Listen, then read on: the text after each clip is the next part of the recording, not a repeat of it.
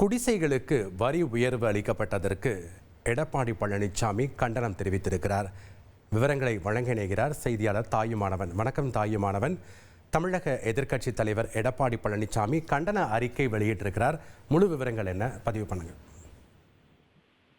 அனைத்து வீடுகளுக்கும் பல மடங்கு சொத்து வரியை தமிழக அரசு உயர்த்தியுள்ளதாக முதலமைச்சர் மு.க.ஸ்டாலினுக்கு அதிமுக பொதுச் செயலாளர் எடப்பாடி பழனிசாமி கண்டனத்தை தெரிவித்திருக்கிறார். திமுக ஆட்சிக்கு வந்த 48 மாதங்கள்ல பேரூராட்சி, நகராட்சி மற்றும் மாநகராட்சியில் இருக்கக்கூடிய வீடுகள், கடைகள் ஆகியவற்றுக்கு 2 முறைக்கு மேலே சொத்து வரியை உயர்த்தியதுடன் இனி ஆண்டுதோறும் 6% வரி உயர்வையும் திமுக அரசு அறிவித்திருப்பதாகவும், இந்த ஆண்டு முதல் தமிழகத்தில் அனைத்து பஞ்சாயத்துகளிலும் இருக்கக்கூடிய ஓலை குடிசைகள், ஓடு மற்றும் வீடுகள் மற்றும் கான்கிரீட் வீடுகள், வணிக நிறுவனங்கள் உள்ளிட்ட அனைத்து இடங்களுக்கும் சொத்து வரியை உயர்த்தியதுடன் புதிய வரியை வசூலிக்க அதிகாரிகளை வற்புறுத்தி வருவதாகவும் ஒரு குற்றச்சாட்டை முன்வைச்சிருக்கிறார்.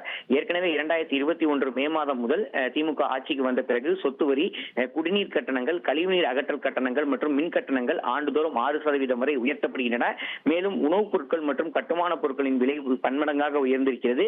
பெண்களுக்கு எதிரான அதிகரிக்கக்கூடிய பாலியல் வன்கொடுமைகள், சட்டம் ஒழுங்கு சீர்கேடு, போதைப் பொருள் நடமாட்டம், மணல் கொள்ளை, டாஸ்மாக் கொள்ளை என அனைத்து துறைகளிலும் ஊழல் என்பது அதிகரித்திருக்கக்கூடிய ஒரு சூழல்ல குறிப்பாக அந்த ஆன்லைன் மூலம் புதிதாக அந்த கட்டுமான பரப்பை அளந்து வரி நிர்ணயம் செய்யக்கூடிய முறையில ஒரு சதுரடிக்கு கட்டட வரைபட கட்டணமாக சுமார் 37 ரூபாய் செலுத்த வேண்டிய ஒரு சூழல் ஏற்பட்டிருக்கிறது. இதன் காரணமாக வரும் நாட்கள்ல குடிசை வீடுகள் முதல் பல வீடுகளுக்கும் கூடுதலாக அந்த சொத்து வரியை கட்ட வேண்டிய ஒரு சூழல் இருப்பதாகவும், இதற்கு தன்னுடைய கண்டனத்தை எதிர்க்கட்சி தலைவர் எடப்பாடி பழனிசாமி பதிவு செய்திருக்கிறார். நன்றி தாயுமானவன், உங்களுடைய விவரங்களுக்கு.